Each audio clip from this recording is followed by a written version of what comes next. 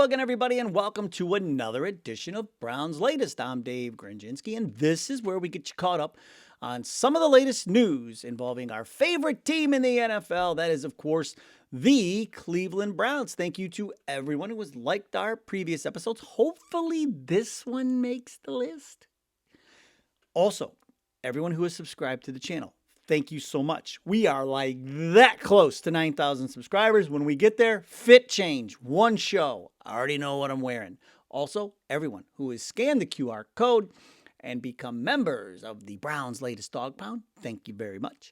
And then everyone who gets their comments in the viewer comment section. Now, coming up on today's show, the Ravens are providing us a little extra motivation to go in there and beat their butts on Sunday.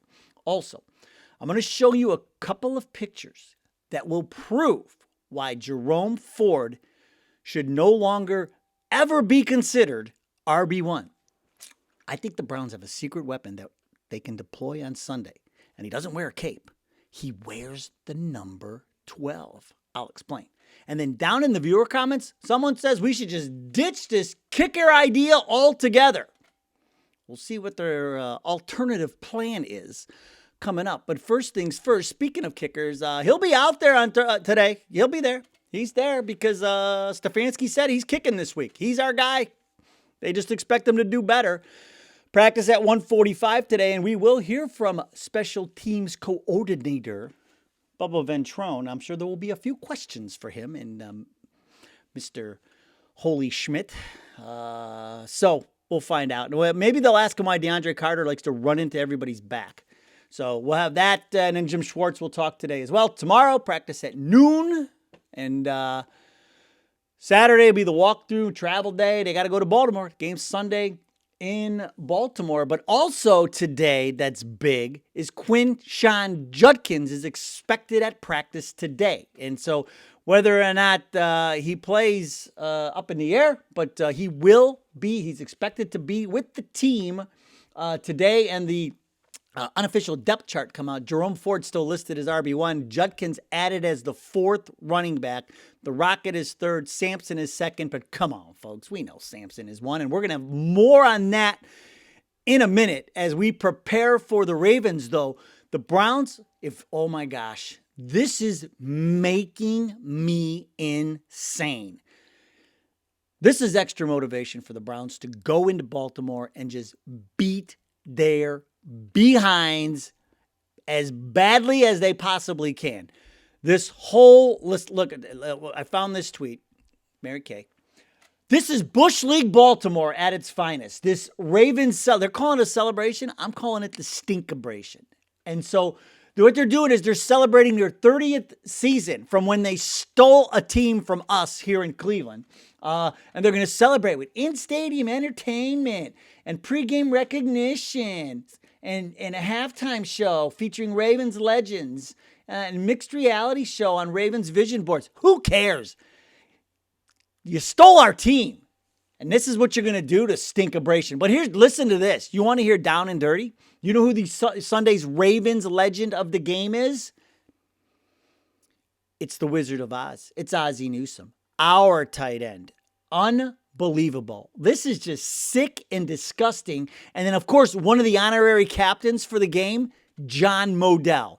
Yeah, Art Modell is the most hated man in Cleveland. And this is, to me, the dirtiest, most disgusting, most Bush League move ever by a professional franchise. To do this 30th celebration nonsense the day the Browns are there, that is as Bush League as it gets, man. And I cannot wait to see the looks on their faces when we beat them on Sunday. And they're all sitting there crying in their celebration drinks. Unreal, this team. God, I hate Baltimore. Baltimore, I don't know. I never thought I could hate a team more than Pittsburgh, but they're tied now. Like they are going to start inching ahead of Pittsburgh at this point. I am so sick of Baltimore, and this just takes the cake. Unbelievable what they're doing. Now, we have to talk about how the running game works because Jerome Ford doesn't know how to do it. But before we do that, one of the big parts of the running game on Sunday was Dylan Sampson.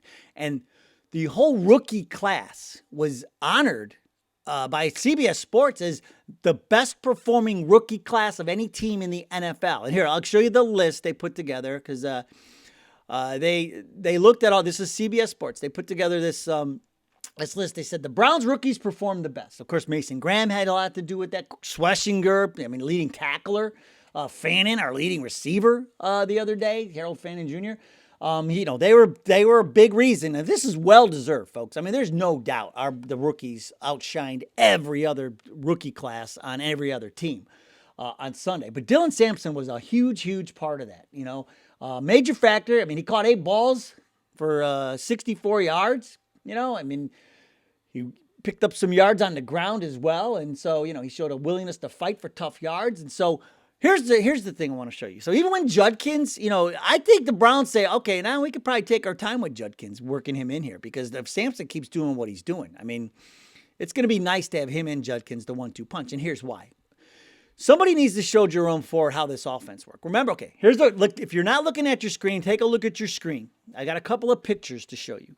And this is the wide zone offense worked to perfection. So everybody who's saying, oh, the offensive line couldn't block, there were no holes, there was nothing there. Oh, there was hole. There was a hole.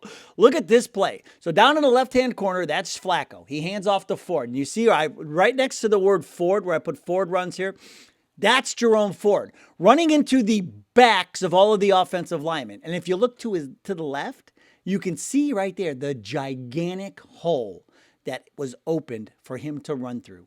And remember, wide zone, you stretch him out and then cut back. You can't get any better than this, than how the Browns offensive line blocked on this play. But Ford, instead of picking up 6-7 yards, positive yards, this was either a 1-yard loss or no gain, because he ran into the backs of our offensive linemen.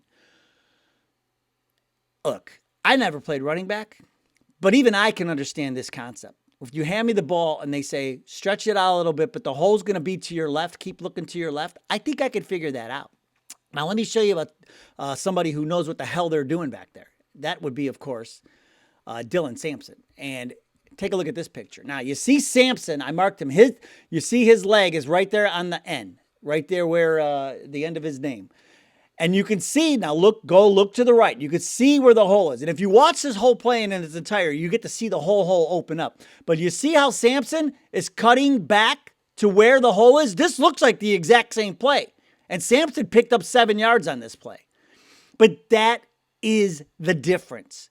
Same play, 2 completely different results with 2 different running backs. One who knows what the heck he's doing, and the other one who should be relegated to RB4 when Judkins is finally up to speed. Because Jerome Ford, now you know why he's lucky to have a job in this league at this point.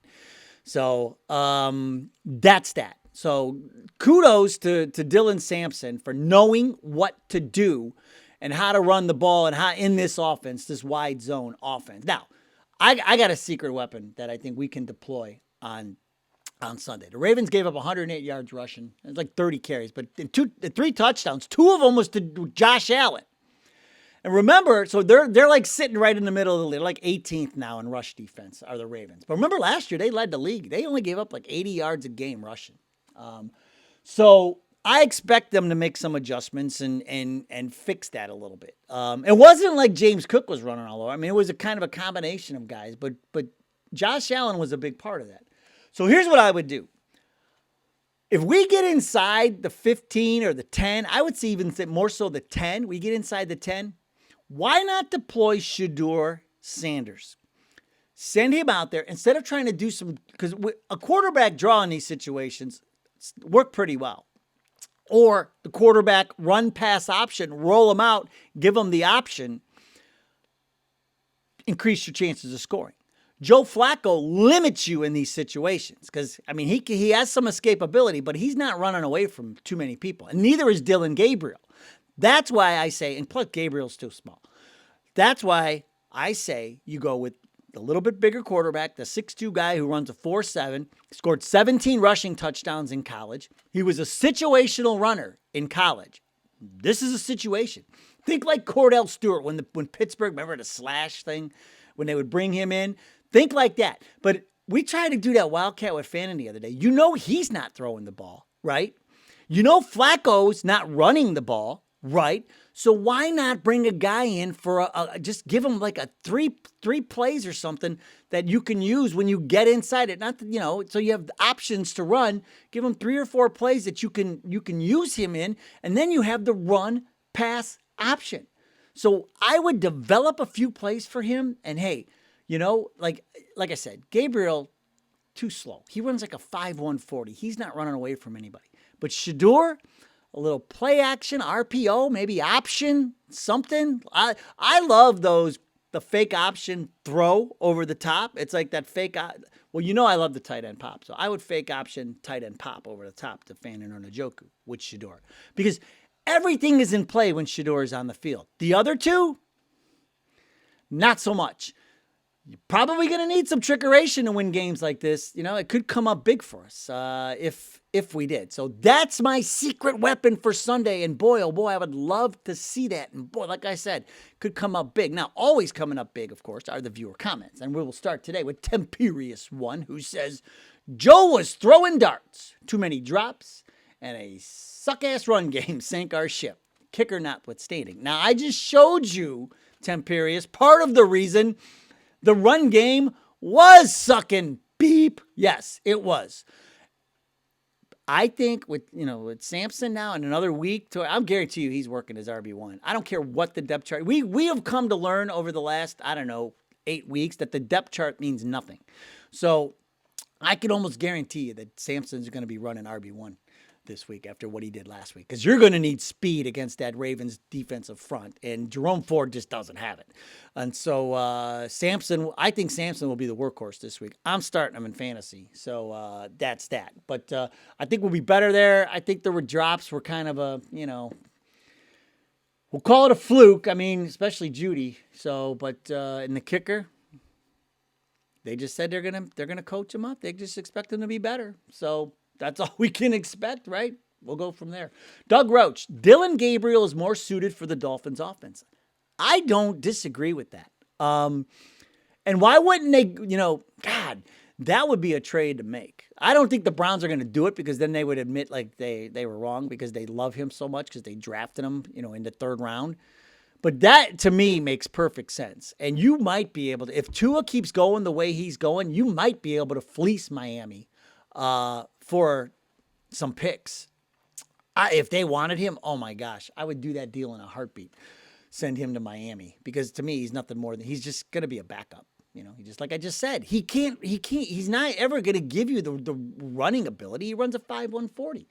But Doug Roach, great take. Neil Robeson, 8702. Could be Robison, but I think that in this case it is Robeson. Neil Robeson, 8702. We might as well go for 2 after every touchdown. This is what we teased at the top. This is that way, if we don't score, then it's only as bad as a missed kick. But now, think, if we succeed and start getting good at it, how much that could make a difference. Am I right? You're not wrong. I can tell you that, Neil. Because here's the way I look at it. So I did a high school game a couple of weeks ago, and team had no kicker. They didn't have a kicker. They just went for 2 every time. So Neil Robeson, they listen to you. That's what they do. They're like, forget it. We don't need a kicker. We just need somebody to kick off. And anybody can do that, maybe. But so they just go for 2 every single time. And it's kind of like in basketball and how the NBA has transformed into this whole 3-point shooting thing. It's because of the Rockets. The Rockets did it. Because think about it, folks. From 2-point range, if you shoot 5, if you make 5 out of 10, right, you get 10 points. If you make 4 out of 10 3-pointers, you get 12 points. So even if you're 50% of the time on 2-point conversions, you're still right where you'd be if you just kicked extra points, right? So it's not a crazy idea. And I don't know what the analytics tell you, but to me, if we can't lock this kicker thing down, I would not be opposed to that. Just going for 2 every single time and taking our chances, and then just hoping you get at least 50% of them. And then if you hit 100% of them, that's a huge advantage. So Neil Robeson, I don't think that's such a crazy idea. The way we're going with these kickers, man, we got to do something. We've got to figure something out. Now, of course, you're going to need somebody to kick like 50-yarders or something. at the end of a game. You might need that because you can't go for two there. But who knows? Maybe you'll never be in that situation if you make all your 2-pointers. Never know. But no, not an entirely crazy idea just because of what we've been through. Good take, Neil. And then NM Dolo 223 is where we'll end. Who says, if we beat the Ravens, I'm getting a number 1 jersey with Dave's name on the back. Let's go NM Dolo. It's going to be so great. The Browns are going to beat the crap out of the Ravens on Sunday. All those Baltimore people are going to cry at their stinkabration. Ozzy will probably cry too, which is sad because Ozzy's our guy. And then, of course, NM Dolo will get a Browns jersey with my name on it. So there's a lot to play for come Sunday. I think we got a chance, folks. I mean, I think we're going to have to throw the ball a little more than we did, but we're going to get to it. We're going to do all of our come Saturday. The prediction pen will be back. The prediction pen is coming back on Saturday. We'll do that. But we'll have our bold predictions and what to watch for, all of it coming up this weekend. But just a few days away. Man, these weeks go fast when football starts, don't they? All right, that's going to do it for today. Quinshon Judkins expected back at practice, and Andre Schmidt is our kicker week 2. Go Browns! We'll see you next time.